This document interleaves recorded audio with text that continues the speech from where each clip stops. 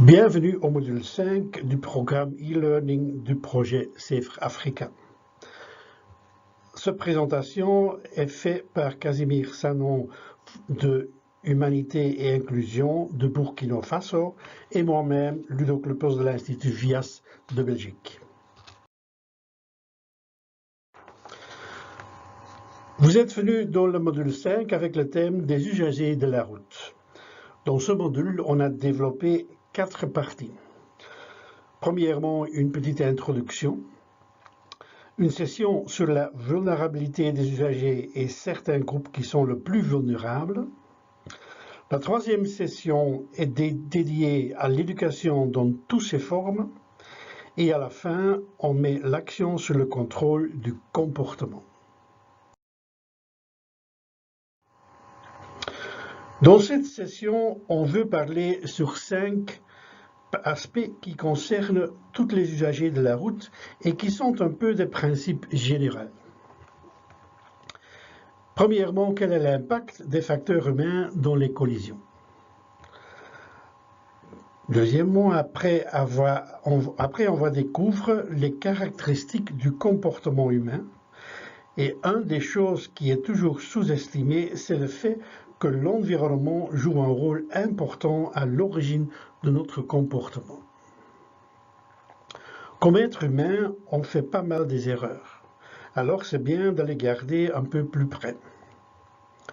Et dans la dernière partie, on va formuler les 3 moyens les plus importants pour modifier le comportement des usagers de la route.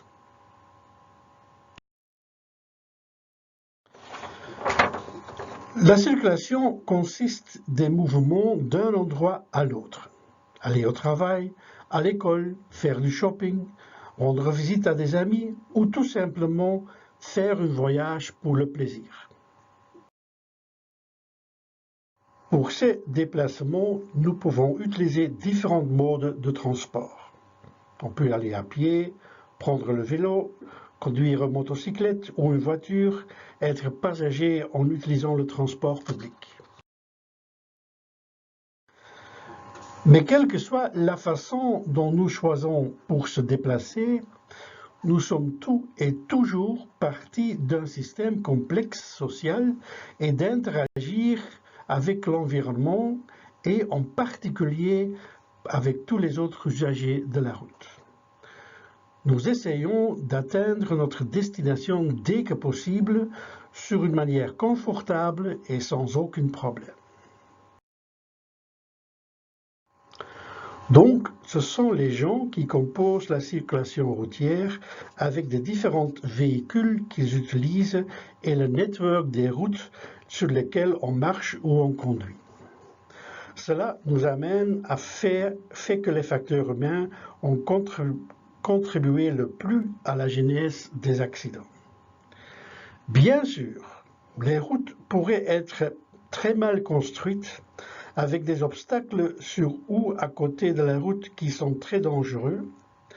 L'entretien des routes pourrait être très pauvre ou les conditions météorologiques peuvent détruire certaines parties de la route de sorte qu'il devient très difficile, voire impossible, de voyager. Aussi, des problèmes avec la voiture peuvent causer des situations dangereuses et des accidents. Les freins qui ne fonctionnent plus, un moteur qui se surchauffe. Mais même dans ce cas, le résultat dépend en partie de la réaction des personnes concernées. La recherche et les analyses en profondeur des accidents de la route concluent que le facteur humain est le plus présent dans l'ensemble des causes. Le comportement humain joue un rôle très important. Naturellement, aussi l'infrastructure est responsable parce qu'environ 1/3 des accidents est aussi influencé par un environnement qui n'est pas tout à fait adapté. Les véhicules jouent un rôle moins important. Mais il faut être clair que cette sorte d'analyse sont surtout faits dans des pays européens et en Afrique, le diagramme peut donner des chiffres un peu différents.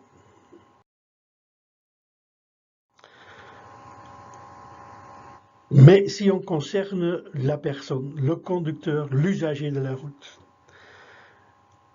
est-ce que cette personne a-t-il suffisamment de compétences pour réagir adéquatement aux aspects environnement?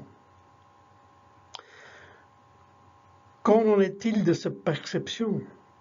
Est-ce qu'il savait les règles et a-t-il suffisamment d'informations sur ce qu'il doit faire? Est-il attentif à la situation réelle ou sont ses pensées dédiées aux autres choses que la circulation? A-t-il de la force et de la capacité de réagir de la bonne façon? L'expérience est toujours eu un facteur de grande importance à la conduite. Qu'en est-il de sa motivation? Pense-t-il qu'il doit aller le plus vite possible ou est-il plus préoccupé avec la sécurité de chacun? Est-ce que sa colère perturbe-t-elle son esprit? Ou son esprit est-il perturbé par l'alcool ou la drogue? Est-il stressé ou soumis à une pression temporelle? Peut-être une maladie peut avoir un effet sur son efficacité. Pouvez-vous vous rappeler certaines situations au cours des derniers mois dans lesquelles vous avez été impliqué dans une situation de circulation avec un presque incident ou une situation critique? Prenez alors quelques instants pour analyser cette situation et essayons d'identifier les facteurs qui ont vous mené dans cette situation. Peut-être que vous pouvez arrêter la vidéo et prendre quelques instants pour le faire.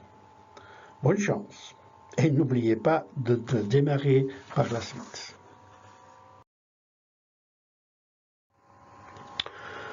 Tous les aspects, et encore beaucoup d'autres, du comportement humain jouent un rôle important dans le trafic.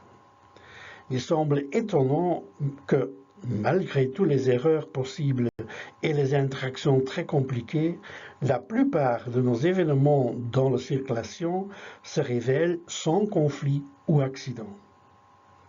Hayden a mis cette observation sous une forme plus concrète en présentant sa pyramide, dans laquelle vous pouvez voir que les accidents prennent seulement une petite proportion de toutes les interactions qui se produisent chaque jour dans la circulation. Néanmoins, nous devons tout essayer pour empêcher cette petite proportion. Et pour réaliser cela, nous pouvons apprendre beaucoup des presque accidents. Mais ça, c'est pour plus tard.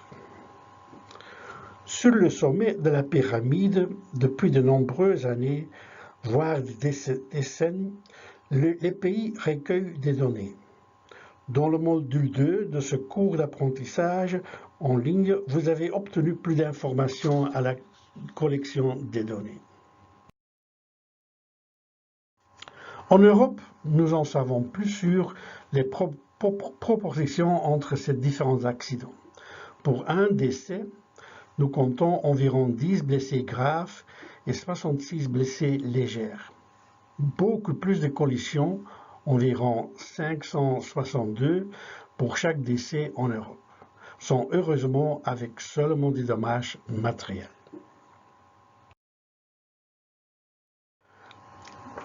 Si nous voulons prévenir de telles situations indésirables et aller pour une vision zéro sur les accidents avec des décès et des blessures, nous devons comprendre la nature du comportement humain. 4 observations sont cruciales à ce sujet. Les décisions de l'homme prises sur la façon de se comporter sont guidées par 2 systèmes internes différents. Même si nous avons pris une décision très consciente, ce n'est pas toujours une décision logique. Notre comportement n'est pas seulement basé sur des aspects internes, mais il est fortement influencé par l'environnement. Et en tant qu'être humain, nous n'échappons pas sur le fait de faire des erreurs, beaucoup des erreurs. Regardons un peu plus après cette observation. En général, on a l'idée que tout ce que nous faisons, ou la plupart des choses, sont bien considérées, sont des actions conscientes. C'est pourquoi nous avons une explication pour notre comportement. Dans une situation nouvelle ou plus complexe, nous prenons en considération les résultats possibles en analysant les différents facteurs qui sont impliqués pour choisir le comportement le plus adéquat. C'est ce qu'Hahnemann a appelé notre deuxième système de réflexion, la réflexion lente. Cela prend un peu plus d'énergie et de concentration et demande un peu plus de temps, même si cela pourrait être fait en quelques secondes.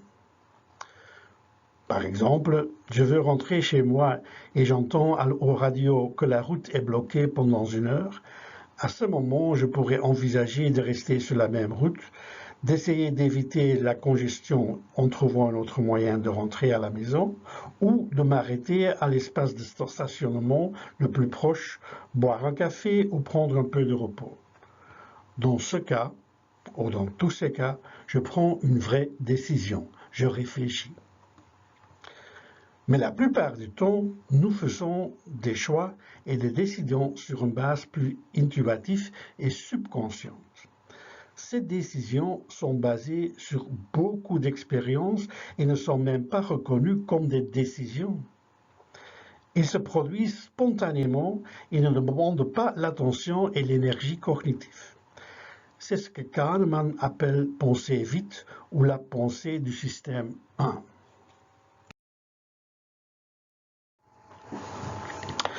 Dans la circulation, on prend beaucoup de décisions rapides, sans réfléchir. La distinction peut être encore faite entre les comportements automatiques et les habitudes. Beaucoup d'actions motrices deviennent automatiques. Nous ne pensons pas comment nous devons nous asseoir sur une chaise. Nous le faisons simplement. Même si toutes les chaises ne sont pas les mêmes. En ce qui concerne également le contrôle des véhicules, après beaucoup de pratiques, ces actions sont devenues automatiques. Par exemple, en conduisant sur la route, nous arrivons à une courbe. Sans hésitation, nous réduisons un peu notre vitesse et utilisons le volant de la bonne façon. Nous ne pensons pas à ce que nous devons faire et comment nous devons le faire. C'est une réaction spontanée et automatique. Une habitude est un modèle comportemental plus complexe, qui ressemble un peu au même comportement automatique, mais dépend plus d'un contexte général que la perception des indices. Un exemple dans ce contexte de la conduite, c'est l'utilisation de ceintures de sécurité, l'excès de vitesse, le style de conduite. À la fois, le comportement automatique et les habitudes rendent la vie plus facile et augmentent l'efficacité de notre comportement. Même lorsque nous utilisons notre cerveau de pensée lente, ou on fait des décisions conscientes, cela ne signifie pas que nous basons nos décisions uniquement sur des éléments rationnels d'une manière logique. Bien que nous soyons convaincus que nous prenons des décisions intelligentes, la plupart du temps, plusieurs autres facteurs interviendront, comme les émotions, la pression sociale, l'image, les normes culturelles. L'impact de ces facteurs rend la vie attrayante, mais ne nous conduit pas au choix le plus approprié en ce qui concerne notre santé et notre bien-être. Par exemple, je sais que la fatigue peut avoir une grande influence sur ma conduite. Et en même temps, j'ai l'impression que c'est difficile de me concentrer sur la route. Néanmoins, je choisis de continuer à conduire. Je sais que je suis fatigué, mais je veux être à la maison. C'est une émotion. Je me sens assez fort pour résister aux symptômes. C'est mon image.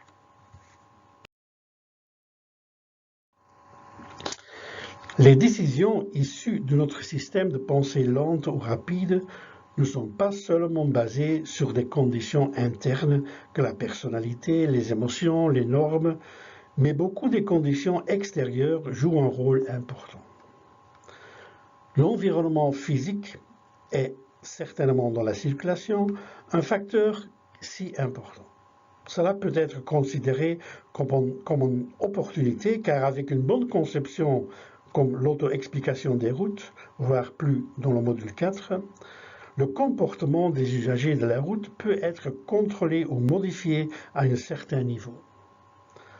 En général, les gens ne savent pas que ces processus sont en cours.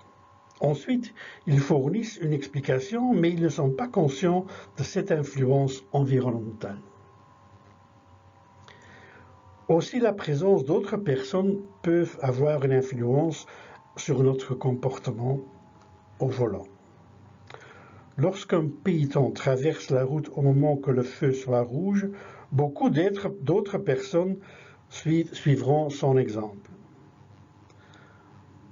En présence de nombreux passants, il est possible que personne n'aide la victime d'un accident de la route, contrairement à la situation qu'ils sont seuls ou juste avec quelques spectateurs.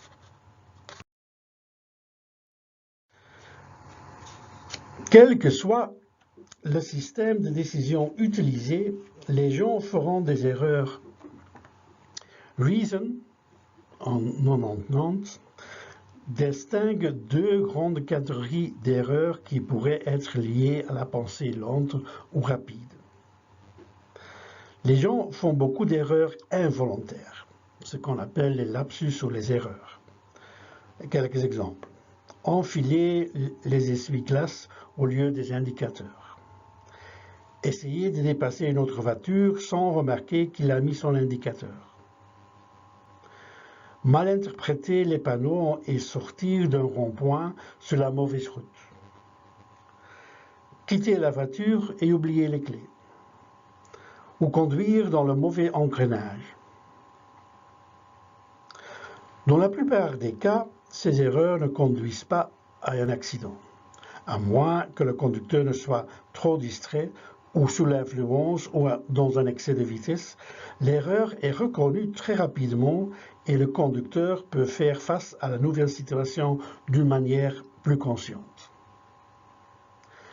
Les erreurs volontaires sont liées au système de réflexion lente.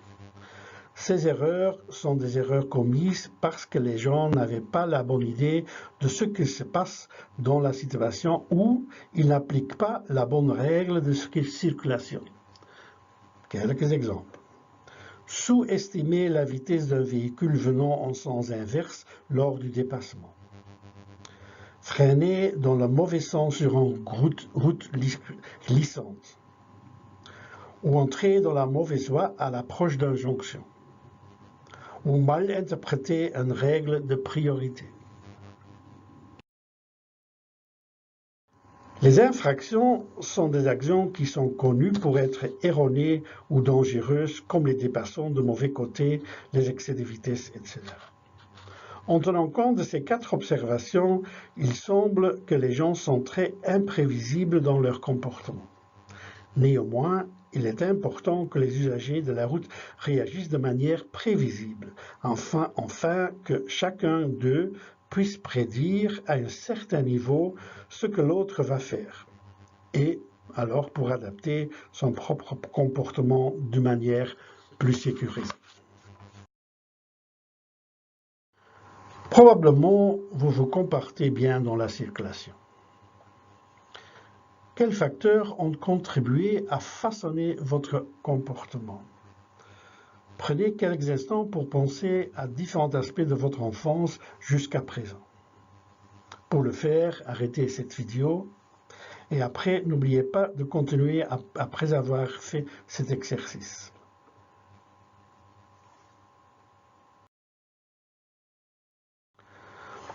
Modifier le comportement, en général, peut être fait de 3 façons différentes. Vous pouvez expliquer ce qu'on doit faire, donner des exemples et apprendre comment et pourquoi les gens doivent le faire. Deuxièmement, Vous pouvez, la plupart du temps, en combinaison avec la première approche, donner une récompense, comme un sourire, un compliment, quand les gens se comportent bien. Et, si nécessaire, les punir avec une mauvaise remarque, une négation, quand ils se comportent dans le mauvais sens. Une troisième approche complète est de travailler sur la situation et de modifier la situation de telle sorte que le comportement souhaité est généré par lui-même, que la situation ne permet pas une mauvaise réaction. Ces principes sont également mis en œuvre dans la politique de la sécurité routière. La première approche s'appelle l'éducation sécurité routière. Il s'agit de connaître et de comprendre des règles, d'apprendre différentes compétences.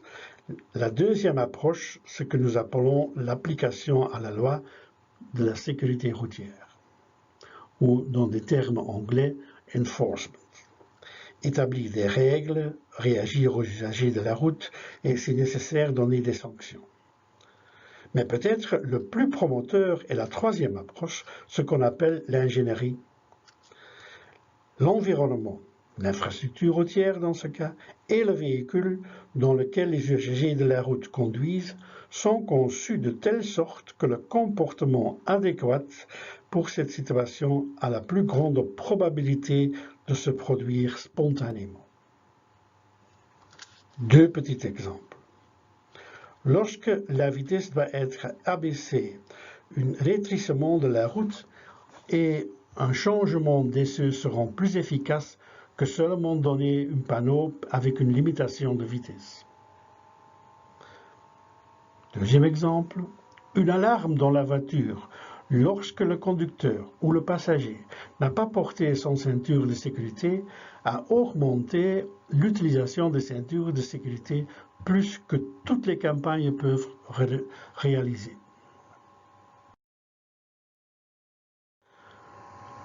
Les meilleurs résultats avec ces trois E, éducation, enforcement et engineering, sont obtenus quand ils sont combinés autant que possible. L'éducation sans application de la loi n'aura qu'un très faible résultat. L'accent uniquement sur les contrôles et l'application de la loi aura un effet temporaire et ce n'est que pendant la période où les activités de contrôle restent visibles.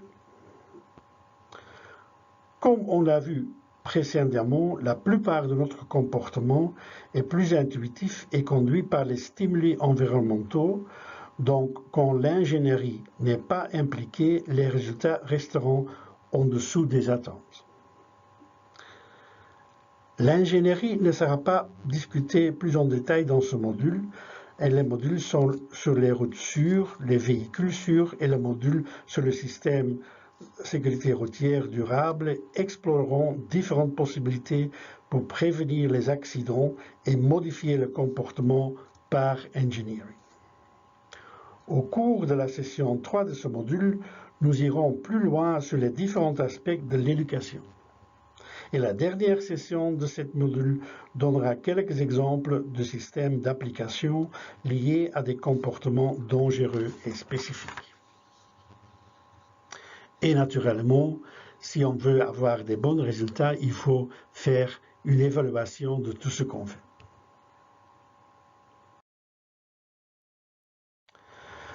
Donc, nous allons résumer un peu ce que nous avons vu dans cette première session. Premièrement, le trafic est en premier lieu une question de comportement humain. Deuxième, le facteur humain est impliqué dans presque 95% de tous les accidents. Le comportement humain n'est pas toujours rationnel et logique, et pour une grande partie une réaction automatique à une situation spécifique. Cette réaction est, pour une partie importante, influencée par des facteurs externes et environnementaux. Pour façonner le comportement des usagers de la route, nous pouvons concevoir son environnement, l'infrastructure et les véhicules, de manière à ce que le comportement souhaité ait une forte probabilité d'être réalisé. En combinaison de l'éducation et de l'application de la loi, l'approche technique est la plus prometteuse à long terme. Et les trois approches doivent être combinées autant que possible. Pour vraiment comprendre le contenu de ce module et pour préparer les prochaines sessions, nous vous inviterons à faire les choses suivantes. Réaliser la session sur les routes auto-expliquées et pardonnées, module 1 et 3, et recherche le lien avec cette session. Regardez aussi autour de vous, dans votre quartier, dans votre région, et essayez de voir comment l'environnement influence le comportement des usagers de la route. Voyez-vous des possibilités d'améliorer la situation? Participez à la dernière campagne sur la sécurité routière dans votre pays. Dans quelle mesure l'éducation et l'application de la loi ont-elles été intégrées?